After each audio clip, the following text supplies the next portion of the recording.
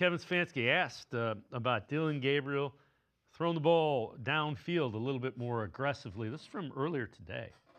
You want to be smart aggressive. You don't want to be aggressive for the sake of it. You don't want to be too conservative just for the sake of it.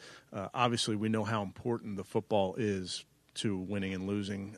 On defense, we're trying to take it away on every single down. As a quarterback, you have to play each play as its own thing. Every play has an intent, and you have to trust your progressions, trust your eyes ultimately, and then deliver accurate footballs. But you're making those type of decisions play in and play out about when you can let it rip and when you have to be smart. That's a thing that every quarterback goes through for the course of 60 minutes.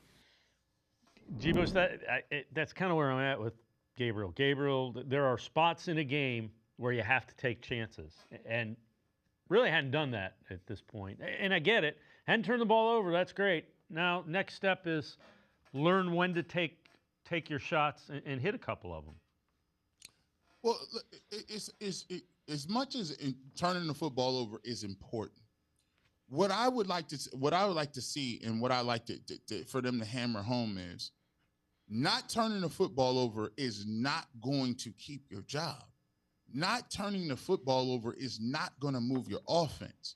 If I'd rather listen, listen. Do I like turnovers? No. Do I want interceptions? No. But I'd rather you get back to your back foot and let it rip on something that you have conviction about. And I could coach you down a little bit. But the thing that you can't coach is skittish and then second guessing and double pumping and not trusting your eyes. I feel like once you get to that point, that's where quarterbacks lose confidence. That's where there has to be some irrational nature to what they believe and see.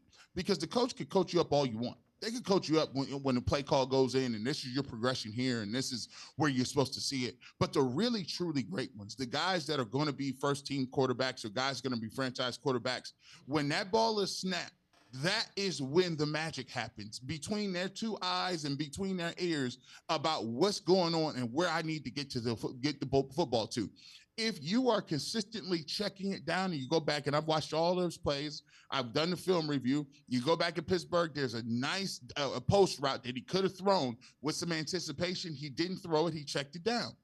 There are 2 or 3 passes in this last game where he sees the guys open. He's scrambling a little bit. Let it go. Tommy Reese talked about it. He said, hey, he wasn't a guy that he wasn't skittish when he was doing this in the preseason. We have to get him some plays where he can trust his eyes and let the football go. Because the reality of it is this: the Cleveland Browns can't run an offense. You can't run a professional offense and score points if you don't have a quarterback that's going to take those chances.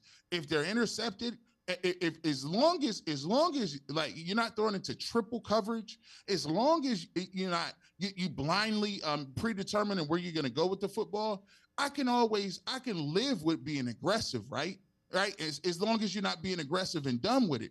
But we can't live with dumps and dinks and you going 3 and out with a defense that is you're asking to keep you in football games, because pretty soon they're going to turn and look around and say, hey guys, we've been on the field the whole game, and they got a guy like named Drake May on the other side of the field that is deadly throwing the ball deep, and can we get some of that too?